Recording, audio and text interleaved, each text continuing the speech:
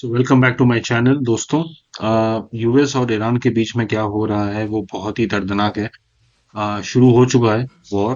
और कॉन्फ्लिक्ट में इसराइल का एक बहुत ही प्राइम इम्पोर्टेंस है। But overall these issues that we are seeing right now, जो टेंशन्स बढ़े हैं वो ऑब्वियसली एक दो दिन में तो नहीं बढ़े, वो काफी महीनों से काफी सालों से ये ब्रीव अप हो रहे थे। And now we can see कि अब वहां का जो सुप्रीम लीडर है ना, Khamenei, they are sort of rattling under the pressure because they know that their time is up।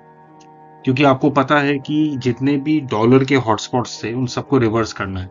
ठीक है, उसमें से इसराइल और ईरान का जो बॉर्डर है वो एक प्राइम इंपॉर्टेंस रखता है। मतलब बॉर्डर, मतलब अगर वो शेयर ना भी करते हों तो भी ईरान को कन्वर्ट करना है into a Christian majority country. ठीक है, तो इसीलिए आप देखेंगे कि ये सब चीजें कराई जा रही हैं, क्योंकि डॉलर का जो रिवर्सल है, जो डी डॉलराइजेशन का जो प्रोसेस है, जो कि इंपॉर्टेंट है, उसमें एक प्राइम मतलब एक नर्व सेंटर था ईरान। ईरान एक मतलब एक टाइम था 1960s 70s में, जब आप अगर देखें मतलब कि मतलब जो इस्लामिक रेवोल्यूशन हुआ था उसके पहले Iran was a US ally. और आज हालत यह है कि वो यूएस को बिल्कुल भी बर्दाश्त नहीं कर सकता, इसराइल का दुश्मन है, जबकि एक टाइम पे ईरान और इसराइल भी दोस्त थे। ठीक है, अब ये यूएस का प्रेसिडेंट डोनाल्ड ट्रम्प कह रहा है कि he is not happy with the Iran nuclear talks.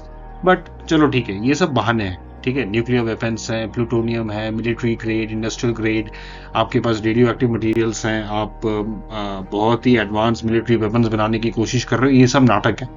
This is all a sham. ये सब लोगों को दिखाने के लिए हो रहा है। असली बात यह है कि डी डॉलराइजेशन करने के लिए, डॉलर का रिवर्सल करने के लिए जितने भी हॉटस्पॉट्स हैं उन सबको रिवर्स करना पड़ेगा।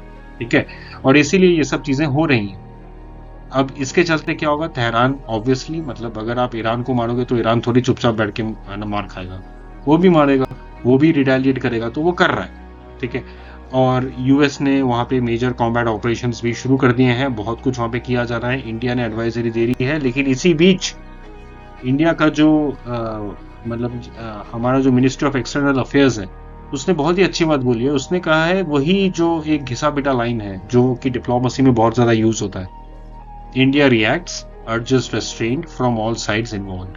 बहुत ही डिप्लोमेटिक सी बात बोली है कि वी आर डीपली कंसर्न्ड।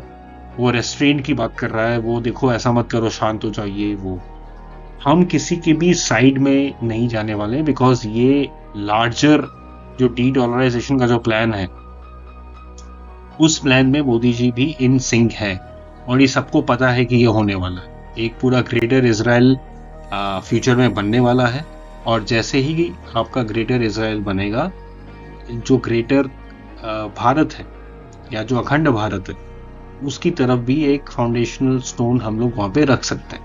ठीक है, तो ये धीरे धीरे होगा। Obviously it will take time, एक दिन में नहीं होगा, 2 दिन में नहीं होगा, इट विल टेक टाइम। ये वॉर चलेगा, और इसमें कहीं ना कहीं पे यूएस को भी दिखाना है कि नहीं देखो, अभी भी मेरे पास वो ताकत है, वो है, ये है। But this is all a sign of the Islamic regime being toppled from Iran. Iran में जो इस्लामिक रेवोल्यूशन हुआ था 1970 में, उसको रिवर्स करने की जो पहली स्टेप है वो ये ली जा चुकी है। So don't worry about this, ये चलता रहेगा। और आप देखेंगे कि कैसे थोड़े टाइम के भी ही, मतलब थोड़े टाइम के बाद ही सही, इंडिया को भी कहीं ना कहीं पे मिलिट्री कॉन्फ्लिक्ट में इन्वॉल्व होना पड़ेगा। हम इससे भाग नहीं सकते। A military conflict is inevitable.